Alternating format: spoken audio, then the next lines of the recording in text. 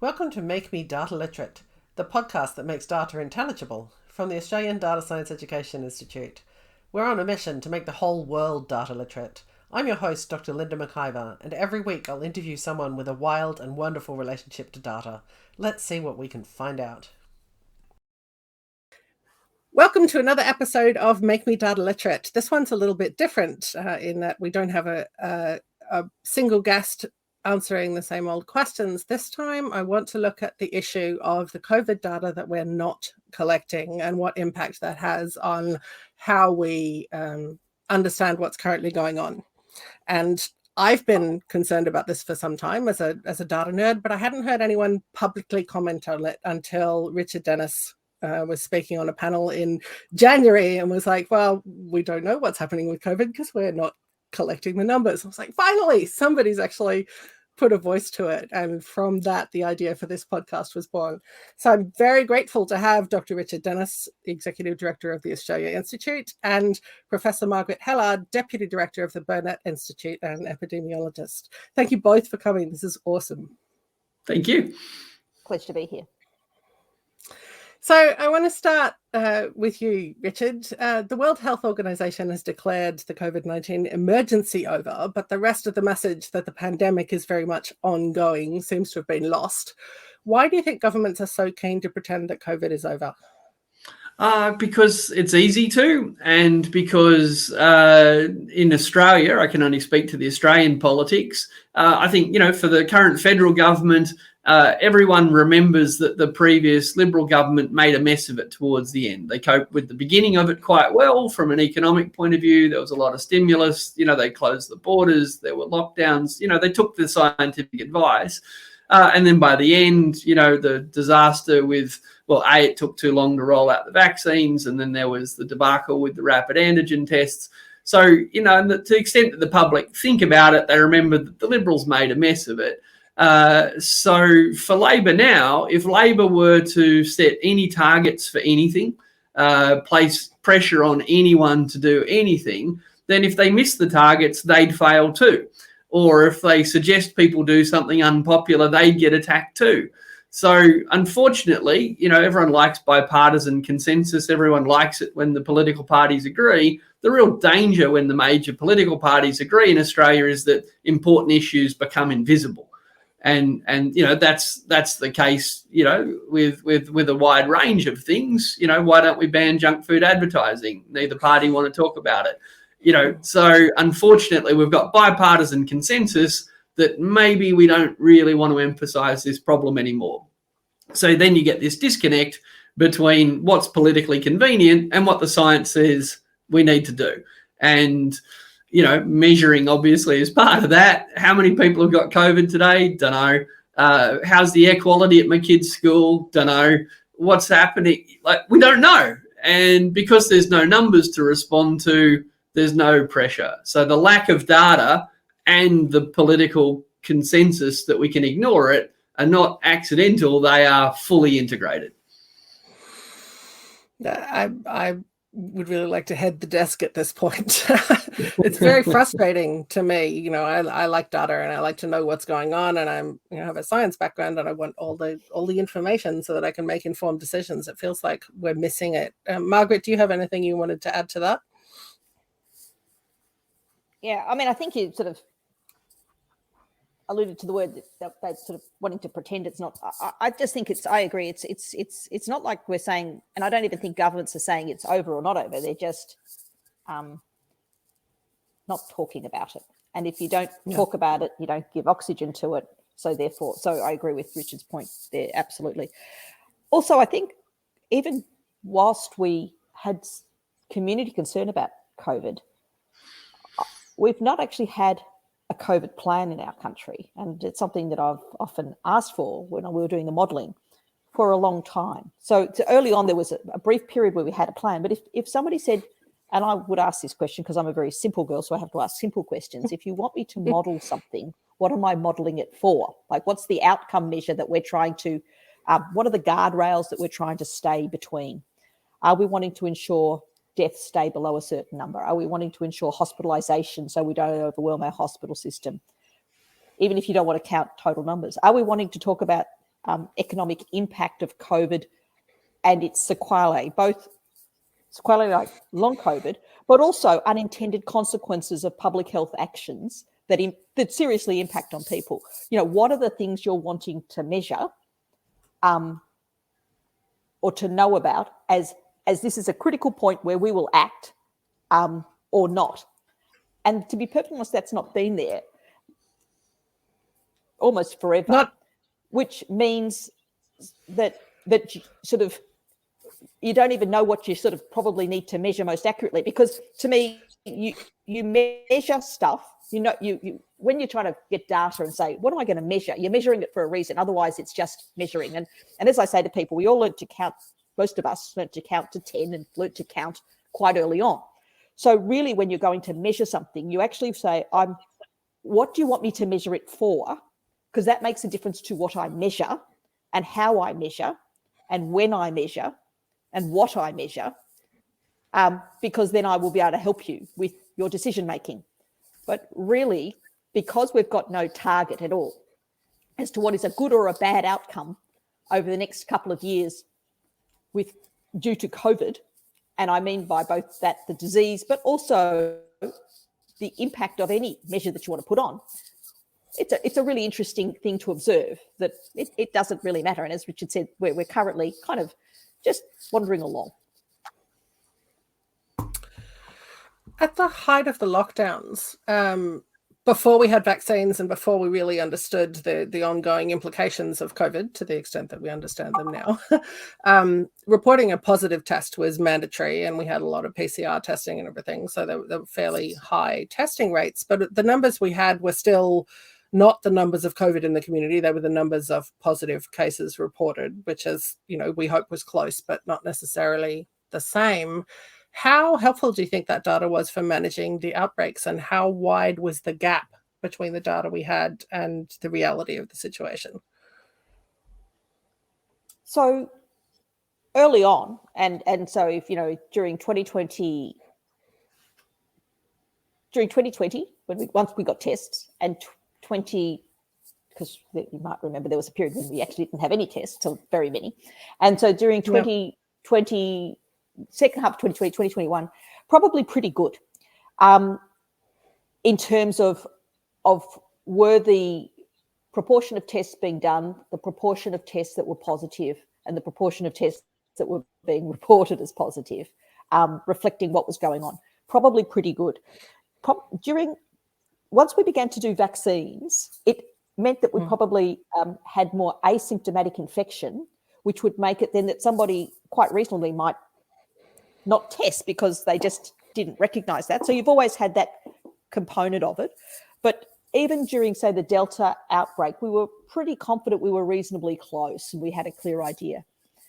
By the time we were wandering into the December, January of 2021 with the Omicron outbreak, and where we had rapid tests coming in and the antigens, that's where things got really much more difficult to work out what was going on. So we had a combination of factors, a lot more infection, some of that so we had vaccination background, so some people might not be getting symptoms. We had a lot more infection. We had a scarcity of tests for a period, which impacted on and we did work on this.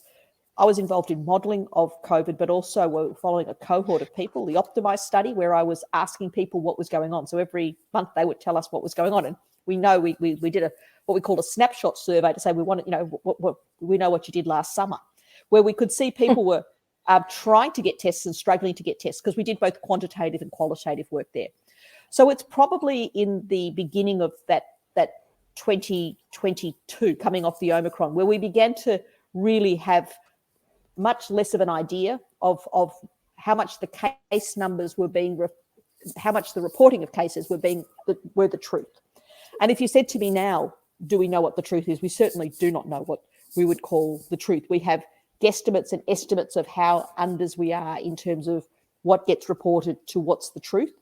Ways we try and extrapolate that from hospital data and from death data, but even the hospital data can't with confidence say it's necessarily reflecting the full truth. And people, this is a podcast, so I'm going truth and then doing that inverted commas signal around the truth, because it's, very rarely do we understand the truth. So we now, it's a real struggle. But that's sort of the narrative of how close we were, and then when we began to not be as close, and the reasons for that, which are multiple factors. Yeah. Richard, do you have anything you want to add there? Oh, look, I mean, economists use rubbish data all the time because it's better than nothing. When you hear about the Reserve Bank, managing the economy, it's economists say it's like trying to drive a car looking in the rear window. The data is usually 3 to 6 months old, and by the way, we're always updating the data. So the data that we were using 3 months ago, we've updated it since then because more came in. So knowing things is a choice, not knowing things is a choice. Some data is better than none. And, your initial question was about, we had data on the number of people who were testing positive. We never had data on the number of people who had it. But look, if there's a relationship between those two things, if you think it's really unlikely that the number of people testing for COVID would double when, and there's no theoretical or empirical reason to think that the number of people with it hasn't doubled. Like, as long as you've got a good map in your head of how the data, imperfect as it is, how it maps to reality as you understand it, then imperfect data is still a very useful tool, especially in a rapidly changing environment. And to kind of wait for perfect data rather than act on imperfect data an economist would say that would be a heroic approach. Let's be clear. Like, when we choose to collect enormous amounts of data on GDP, it's very expensive to collect. On the consumer price index, very expensive to collect. That data is imperfect. Our data on the consumer price index is only collected in capital cities. So what we know about the price of groceries in Newcastle? Nothing. What we know about the price of groceries in remote Western Australia? Nothing. But do we still use the consumer price index? Of course we do. So we could spend more money to collect better data on prices across the country. We've chosen not to do that. Most people live in the capital cities. We think there's a proxy relationship between the two. We as scientists, we as citizens of a rich country know how to collect more data on things we care about, how to draw a line about where to stop collecting the data, and how to use imperfect data without confusing ourselves that the map is the reality. When it comes to COVID, let's be clear, we don't want to know. Yeah. Right?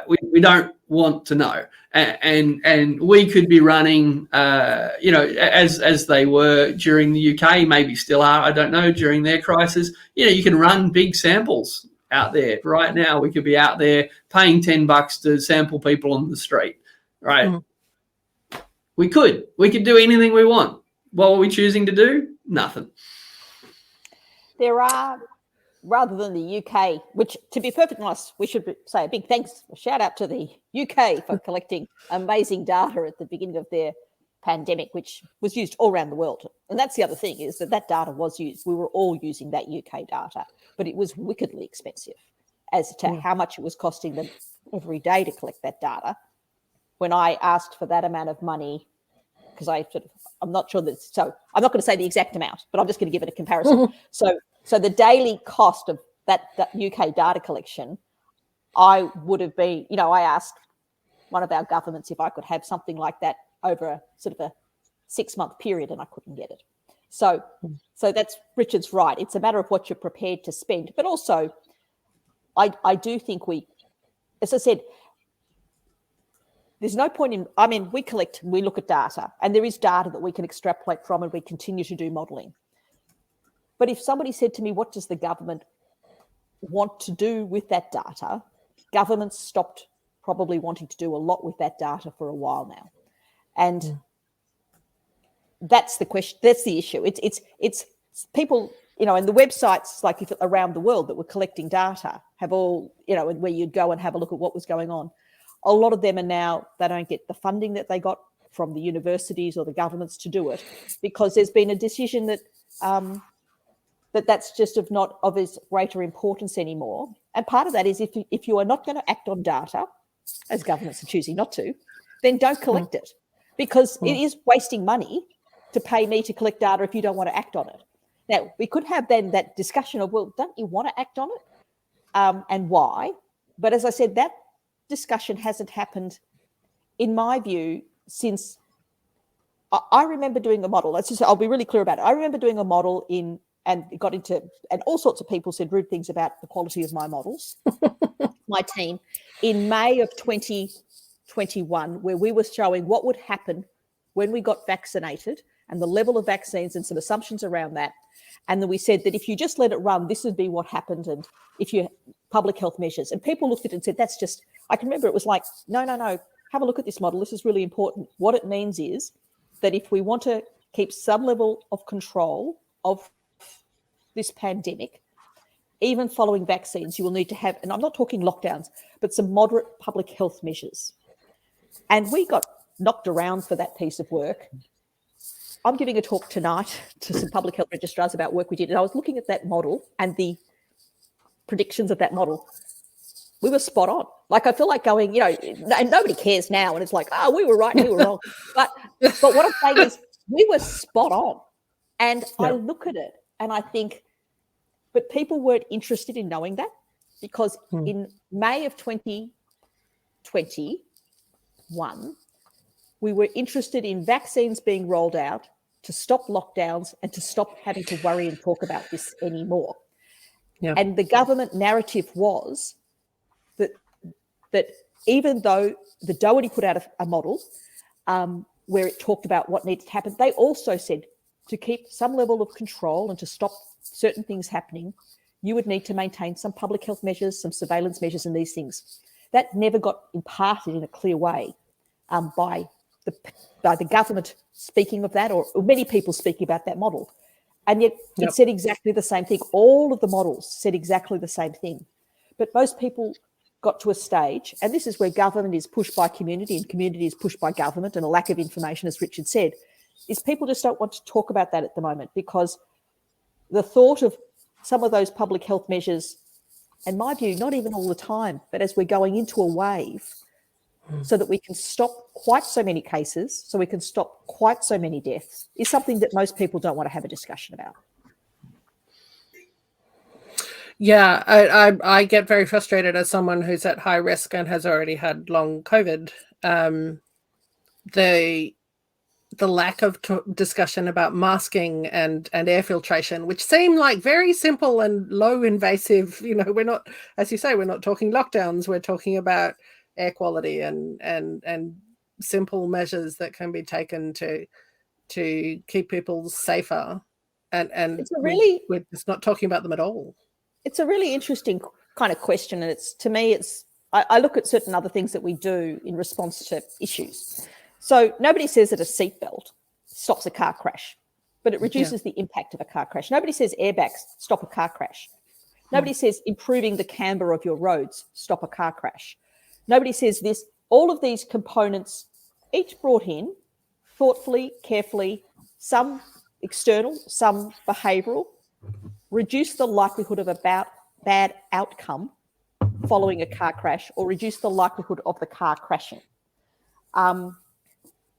But not one of those things alone stops any of that. But it's as if people say, oh, yeah, but you talk about air quality, but it doesn't work. You go, no, it doesn't work 100%, but it works just about, and it can be, people talk about masks. And again, I totally agree, masks don't work perfectly. And I know that some people really struggle to wear masks. But what we clearly saw is, under certain circumstances, when explained properly, the vast majority of people were prepared to wear a mask under certain circumstances, not all of the time. And I totally get that. And in certain places, maybe, for certain periods during a wave, maybe they would, if it's explained in a way where this is not perfect, but the likelihood of you not getting sick, or somebody that not getting sick, or a total stranger. But we want it to be all or nothing. We're making it all very black and white, when we know in many other things, nothing is perfect, but we work towards improvement. I think at the beginning, when we were doing the contact tracing, it was quite easy for people to understand why it was important to know who had COVID, because then you could track who they'd been in contact with and who else might have COVID and try to nip the spread in the bud. Once the outbreaks grew and contact tracing became impossible, why was it important to keep collecting the data? Like, how does that feed in? You talk about the models that you make. How important is that data to the modeling that you do? Why does it matter? Well, Richard alluded to this before. The better data you have, the more likelihood that your models will be accurate, and the kind of the error bars around what you're doing go down. So then the nature of the advice you can give with the level of what I'll say certainty, as in this is closer to the truth than not, that really helps. Doesn't mean we can't model at the moment. We can. We do stuff where we make assumptions, we make calculations, we do this and that. But if somebody said to me, how certain are you? The sort of the strength of my recommendation of the interpretation, in my view, goes down. And so then that's just the reality. But to me, our models and other people's models were being used to try and get an understanding of really, and this is where making sure you spend money in the right time, in the right place, in the right moment, pushing out vaccines as fast as possible, making sure that kind of key areas are getting those high levels of vaccination up before you removed restrictions, particularly with the Delta virus and those, because otherwise morbidity, deaths, there would be higher. So there was ways that you could model that to say, if we get the timing right, it's the Paul Keating, soft landing after a recession or whatever we're meant to have after economic whatever. You're aiming for a soft landing, not a perfect landing, but a softer landing often. And the modelling, that's essentially what we were trying to work out, is the better we could have data, the more we could say, well, we can begin to reduce these restrictions. What people don't realise, and in fact, we're sort of in the process of getting that data out in terms of into the public domain published, because people say, those lockdowns, it did nothing, it was all terrible. Thousands and thousands and thousands and thousands and thousands of lives were saved in Victoria alone because of the lockdown that we had. And people say, those people might have died anyway. No, we've looked at that. So even kicking the can down the road. So the lockdown saved lives, significant numbers of lives, before we had vaccines come out. And I think it's really important that people are aware of that, so that they don't think it was because sometimes I get the feeling people think, that was all just a waste of time. No, it wasn't. Yep. We stopped people from dying who are alive today and well and doing things because of our actions. And I think our governments should be complimented on that, because it was tough and brave decisions. But I don't think that narrative is out there in the public domain as it should be, as to the number of lives that got saved by those actions. And people should be complimented and thanked for that properly. We're in a different circumstances now, in a predominantly vaccinated population, but critical, I think, is that the story of vaccination and getting those vaccination levels up and getting out is really important, because that's what's going to protect us into the future of really yucky outcomes of COVID into the future as we have waves continue to come through. So to me, this is why it's really also important to make sure that we understand what happened and that the story is clear, so that people don't think, that was all a waste of time. It wasn't a waste of time. We saved a lot of lives, but vaccine, good public health measures remain important into the future. Richard, the Australia Institute's goal is to change minds. What are we missing in terms of changing minds around COVID, in terms of people actually protecting themselves? And we've seen vaccination rates falling, even though the bivalent vaccine is available now. People just aren't taking it up in the same numbers. What are we missing in that changing minds? We're missing leadership. We're missing political leadership. We're missing a prime minister or a health minister talking to people about simple steps that Australians could take to save themselves and their loved ones and their workmates and their community an enormous amount of pain and suffering. You referred to a piece I wrote, I think late last year. In December, the health minister put out one press release about COVID. The federal minister, Mark Butler, put out one press release about COVID, one press release about Japanese encephalitis, and I think one press release about monkeypox, one each. So guess what? People don't think that this is a big deal. People don't think that there's much they could be doing. Why do they not think that? Because their elected representatives responsible for their health don't want to talk about it. And as I said at the beginning, why don't they want to talk about it? Because there's no political upside in talking about it. Now anyone that says we should do something runs the risk that the thing they propose upsets someone, which it probably will, or doesn't achieve its goal, which it can't be guaranteed. So why take the risk? And as Margaret said before, seatbelts don't stop car crashes.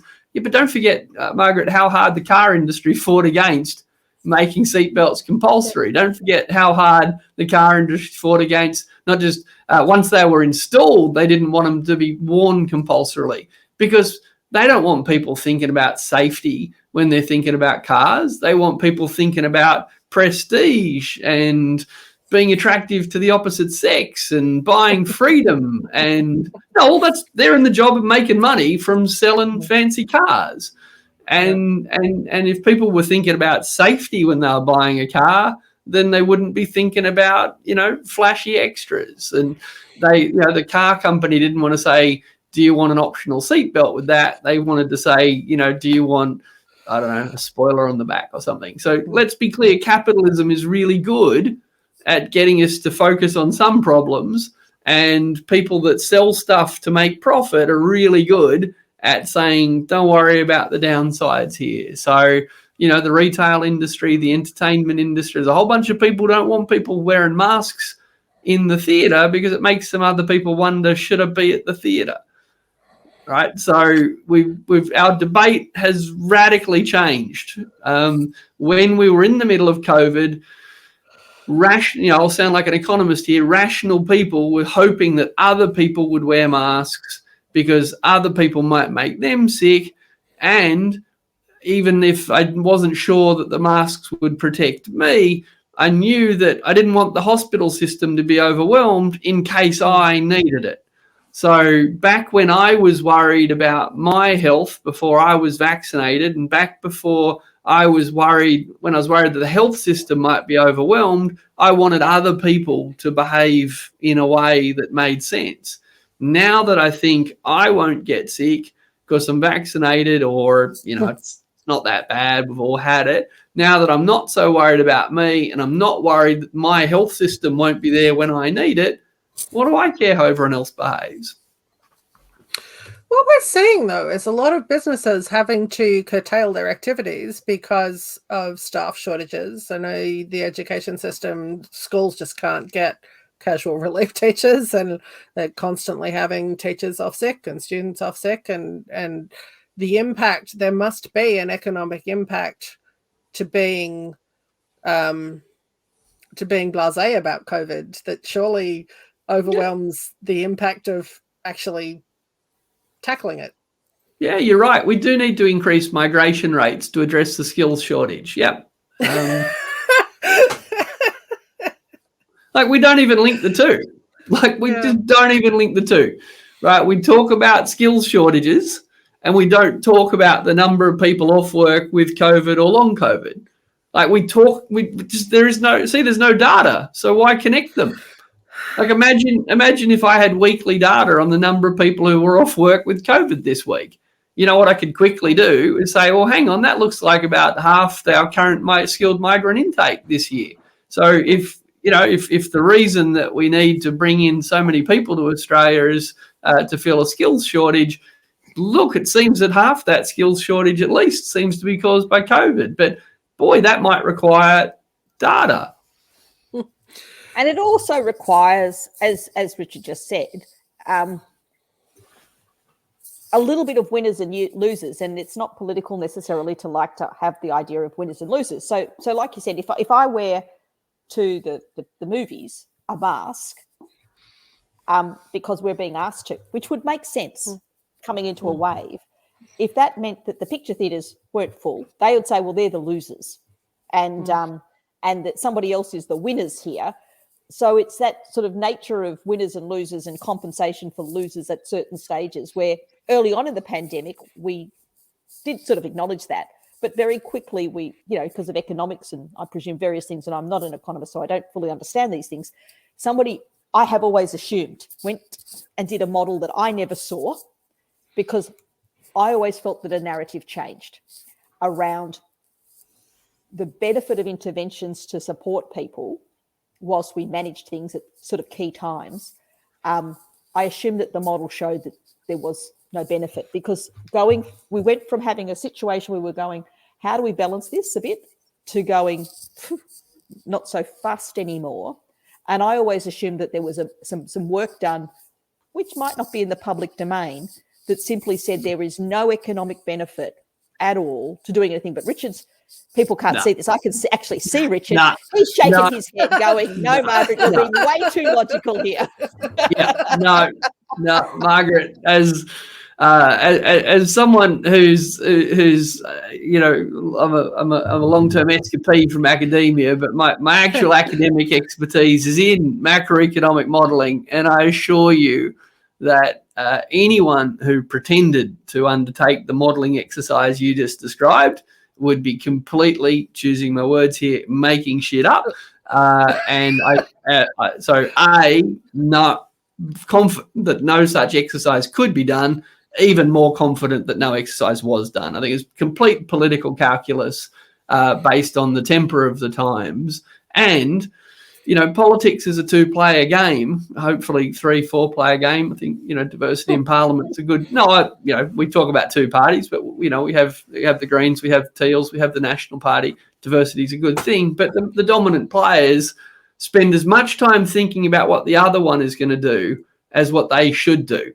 And, there's no doubt that the political calculus was done by the former government and the current government, that actually it was just time just to let the air out of the balloon and just kind of slowly walk away from the party. And no, I don't think for a minute any modelling was undertaken. I don't think that I know that no announcement was ever made that went, look, we're a bit bored, we're sick of this stuff.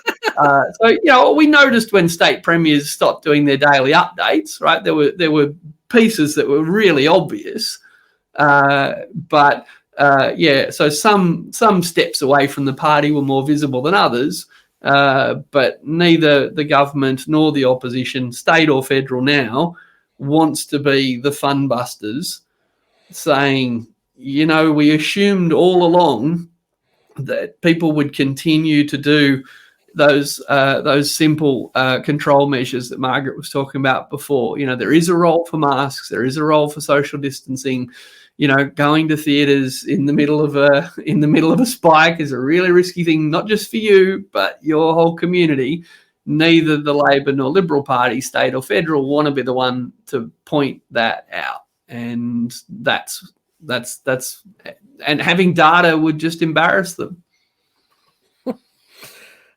As it should. We keep mentioning long COVID and other sequelae. I try to do a lot of reading on the kind of consequences of COVID, because as I say, I have long COVID, and I have the ability to read that literature, but I'm not up with exactly what's going on. Margaret, I'd like to think there's more systematic studies going on of sort of the numbers of people who get, or the percentages of people who get long COVID, and the likelihood of other negative outcomes from COVID. How much of that research is going on? Do you think we've got enough? Oh, I'm a medical researcher, of course I don't think we've got enough. Look, the long COVID inquiry was really interesting. And the first thing that was interesting about it was that the terms of reference were not to discuss how to prevent long COVID, because there's a pretty simple way how to prevent long COVID. Don't get COVID. Most simple one in the world. Don't get COVID. So when you have an inquiry into a disease where you actually don't talk about prevention, as a person who spends their life in all of my other diseases discussing prevention, and then how do you manage well if somebody actually has the illness at hand, because I do work in many things other than COVID. So to me, it's always, how do you stop something from happening, or if something has happened, how do you make sure that that it can be diagnosed, it can be managed, it can be the individual can be supported. That this is a patient-centered approach, but best never to have the patient, is what I say to people. So there's some really increasing work and increasing acknowledgement of work that needs to be done around the management of people with COVID, going into long COVID, to stop the likelihood of that long COVID being as consequential, as severe, and all of those things. What can be done? One of the critical things, and I was on a call sort of around some work that we'd been doing around long COVID just prior to this podcast, was around the critical importance of actually, number one, acknowledging it exists. So at least now there is a general acknowledgement that long COVID is real, that it's, as I say to people, I used to say to people with certain diseases, you're not mad and you're not malingering, which is really important for people to understand. But it's also really important to make sure that message gets out into the community as well, that somebody with long COVID is neither mad nor malingering. It is a real entity. So that's the first thing. And the next thing you've got to sort of do is really make sure that the health workforce also knows that, and then is providing adequate acknowledgement, diagnosis and support in a really timely way, rather than saying, oh, go away, I think, it's nothing. It's actually doing something relatively early on may have, and this is where work needs to be done. And what does that look like? May have benefit in making it that the length of long COVID or the impact of long COVID could be reduced by telling somebody not to push through for certain periods, as is the nature of most people. Oh, I'm feeling not so flash, I'm going to push through though, because I've got to do all those things in my life. It's actually, no, maybe having a rest early and not rushing back to work. It's something, for those on the podcast, I'm an infectious diseases physician by my other work, or one of my works. And one of the things I recognised really early on with certain illnesses is the tendency for people to want to get back to work. It's this notion that we're all a bunch of slackers. I can remember early on thinking, no, most people are really trying to get back to work. And I can remember trying to explain to a number of people with significant illness that if you rush back too fast and too full on and too full time, you will actually have a longer consequence of that with many, many illnesses, not just infectious diseases, than actually taking time off, allowing your body to recuperate, and then stepping back into things. This is really, well, we sort of know this, but we often ignore it. And I think it's really important with long COVID that we improve our evidence base so that we can really be more convincing of telling people that, the individual, their family, their community, their workplace, government. So we take account of that. So that's where work needs to be done, as well as I would say, that simple prevention stuff, which is trying to say during waves of infection, perhaps, as I say to people, you don't even need to do a model on this, it's maths. We don't know exactly what proportion of people with COVID go on to get long COVID, but conservatively it's between 3 to 5%. And some people say it's significantly more. And then if we define long COVID as having symptoms beyond 4 weeks, or look at a WHO definition, or all sorts of definitions, but if we just go, then it's a significant number of people that it impacts on. And if the more often you get an infection, the more likelihood within that infection that then you'll go on to develop long COVID, then maybe having 4 or 5 infections is something to avoid.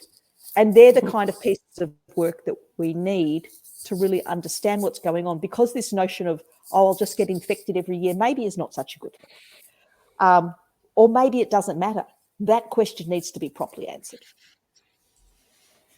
On my list of questions, I have why aren't we collecting that data? But I think we've pretty much answered that, and I still find the answer a bit bewildering, to be honest. In an ideal world, though, what data would we have, and what would that enable us to do? In an ideal world, we would have a few things. In an ideal world, we would have a way of more accurately, because you don't want to go, I totally agree with Richard, you could spend a large amount of money aiming for perfection. You don't need perfection, but we would have more accurate information about the number of cases in a timely way. So that's really important. You'd have accurate information about changing genotypes. And in some ways we get that from sewage waste and those kind of things, but you'd be having that kind of accurate information. The reason it's useful to have it in people as well is to sort of have some level of monitoring around the likelihood of impact of that depending on vaccination and severity and those kind of things. You would have accurate information around hospitalizations, and interestingly, we don't have as accurate as you might think. We would have accurate information. Oh, it's complicated. Do you want me to just go, oh, it's complicated? Because again, it's how things get prioritized, how things get measured. Right. If we all choose to measure slightly differently, if we all choose to report slightly differently, and if there's no consequence of not reporting in the same way. It's like all of these things. And then deaths. And even that's not necessarily accurate. And then excess mortality. So there's those things that you want to measure. And then if somebody gets COVID, you want to be actually accurately measuring the impact of that COVID on the individual. And then also you want to be looking at things like vaccination. There's a series of things. And each of those doesn't have to be 100% perfect and rigorous. But a consistency of measure is really important because then you can look at trend over time. Richard, is as there well, you can do, economic... sorry, I should say the fancy researchy stuff as well, the extra bits. But that would be what I would say for government. Yep. Richard, is there economic data that we're not collecting that we should be? Well, I think the health data is economic data. You know, I'd like to know how many people are sick and getting and staying sick and how long they're sick for. Then I could tell you how much of our skills shortage was caused. I'd like to know the demographics of who's getting sick so that I could anticipate how different interventions that we could still be making may help particular communities. You know, so. I think economists would find that sort of data very, very valuable. And from that raw data, we can interpolate all sorts of things like, you know, what's foregone income here? Or, you know, do we need to look at, you know, is 10 days sick leave enough in a world where people are getting COVID once or twice a year? Because if we don't want people with COVID to go to work and we don't want people to lose their house when they get COVID, at some point we're going to have a conversation about this. The raw health data would be really good, but it'd also be really good to measure air quality. And, you know, if we were doing that systemically in large public buildings or randomly in buildings, we might be able to know what kind of measures building owners are taking so that we could put pressure on them. Or perhaps we might think, well, we're going to need to regulate because the data we've got suggests that, you know, proxy indicators of air quality suggests that, you know, buildings are getting worse, not better. Or like, I just think that all of the data that epidemiologists would like to have would be of incredible use to economists. And in particular, if they were interested, policymakers in trying to either design and target interventions or just understand the cost of our failure to intervene. And, you know, back to the question you didn't ask, why aren't we collecting the data? Because we don't want to admit the failure. We don't want to admit, they don't want to make it easy for me to tell you what the cost to GDP of this heroic approach, you know, to COVID has been. And the other thing that I just want to touch on that we haven't touched on in this conversation yet is what I would call the inequity of it. COVID, like so many other areas of health, is impacting with far greater having far greater impact on all sorts of levels on people from social and structural disadvantage.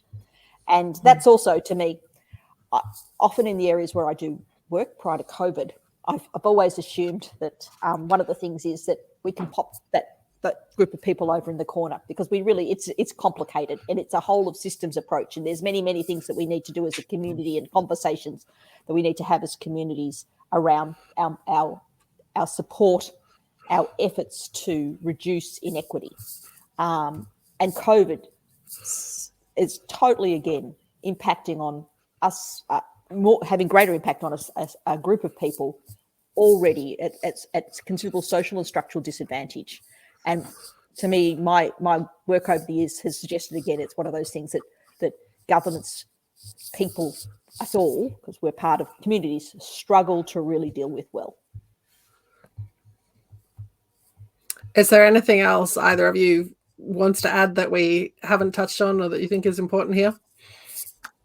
Just the context. Like, don't get me wrong, this is really important, and we really should be collecting a lot more data on COVID, and we really should be encouraging people to do the simple things that the data we do have says would work. But this is not the only big public policy problem that our policymakers are willfully blind to. You know, it would be wrong to think this is a COVID conspiracy. This is a well-worn path. You know, and you know, we have terrible data on greenhouse gas emissions by industry in Australia. You know, and it's not timely and it's not easy to understand because, hey, maybe we don't want to embarrass anybody.